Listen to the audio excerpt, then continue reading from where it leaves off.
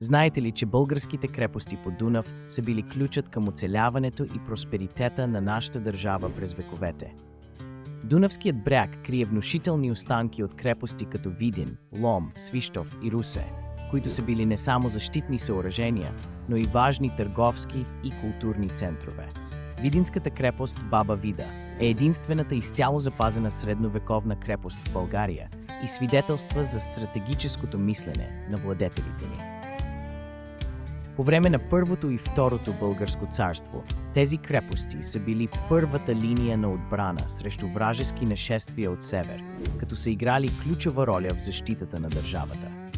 Освен военна роля, те са насърчавали развитието на търговията по Дунав, превръщайки региона в оживен кръстопът между Европа и Балканите, където са се срещали различни култури и влияния. Днес крепостите по Дунав пазят спомена за славни битки, героизъм и държавническа мъдрост, като са символ на устойчивостта и богатата история, които отличават българското наследство по Великата река. Тези крепости продължават да вдъхновяват и напомнят за важността на съхраняването на националната ни памет.